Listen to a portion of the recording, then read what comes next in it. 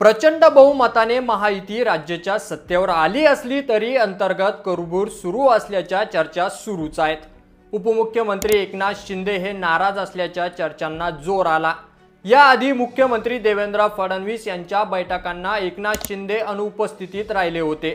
आता मुख्यमंत्री आणि उपमुख्यमंत्र्यांमध्ये वारंवार वार सुरू असताना दुसरीकडे आता एकनाथ शिंदे यांनी आणखी एक डाव खेळलेला आहे। मुख्यमंत्री सहायता कक्ष असताना देखील आता एकनाथ शिंदे यांनी उपमुख्यमंत्री वैद्यकीय मदत कक्ष सुरू केलाय। विशेष म्हणजे हा कक्ष मंत्रालयात असणार आहे। तर एकनाथ शिंदे हे मुख्यमंत्री असताना मुख्यमंत्री सहायता विभागांच्या वतीने रुग्णांना उपचारांसाठी आर्थिक मदत देण्यात येत होती। तसेच आता वैद्यकीय उपचारांसाठी मोठी मदत हजारो गरजूंना देण्यात आली। त्यावेळी मंगेश चिवटे हे त्यांचे प्रमुख होते। मात्र आता मुख्यमंत्री पदाची सूत्रे हाती घेतल्यानंतर देवेंद्र फडणवीस यांनी मंगेश चिवटे यांना दूर सारत आपल्या प्रतिनिधीची नियुक्ती केली। पण आता उपमुख्यमंत्री एकनाथ शिंदे यांनी सुरू केलेल्या उपमुख्यमंत्री वैद्यकीय मदत कक्षाचे प्रमुख मंगेश चिवटे यांना करण्यात आलेले आहे। विशेष म्हणजे हा उपमुख्यमंत्री वैद्यकीय मदत कक्ष मुख्यमंत्री सहायता विभागांशी संबंधित नसणार। हा विभाग थेट आरोग्य खात्याशी संबंधित असणार आहे।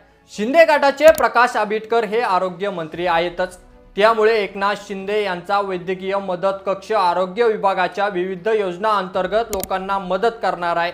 उपमुख्यमंत्री वैद्यकीय मदत कक्ष मुख्यमंत्री मदत निधीप्रमाणे थेट आर्थिक मदत देणार नाहीत, तर गरजूंना उपचारांसाठी मार्गदर्शन करणार, धर्मादाय रुग्णालयांची माहिती देणे अगदी कामे करणार आहे।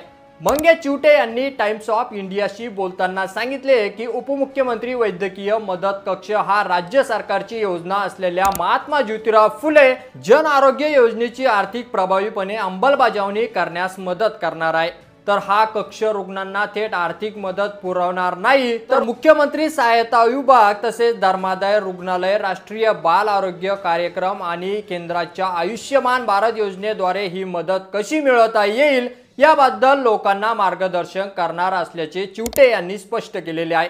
आरोग्य योजना अधिक प्रभावीपणे राबवण्यासाठी आणि रुग्णांना मोफत आरोग्य सेवा मिळतील याची खात्री करण्यासाठी हा कक्ष एक दुवा म्हणून काम करणार असल्याचं त्यांनी सांगितलेलं आहे।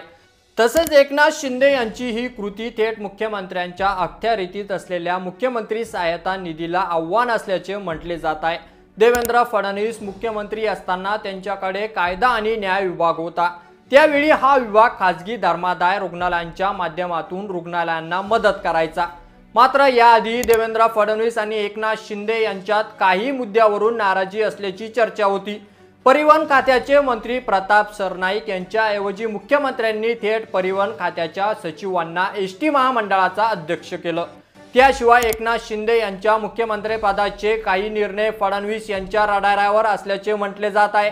तसेच भाडे तत्वावर एसटी बस घेण्याच्या निर्णयावर स्थगिती देण्यात आली आहे।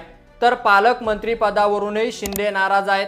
यामुळे शिंदेंनी हा डाव टाकल्याचं बोललं जात आहे की यावर तुमचं मत आपल्या कमेंट बॉक्समध्ये लिहायला अजिबात विसरू नका। आणि असेच नवीन व्हिडिओ पाहत राहण्यासाठी आपल्या मराठी एल्गार या यूट्यूब चॅनलला सबस्क्राईब करा। धन्यवाद।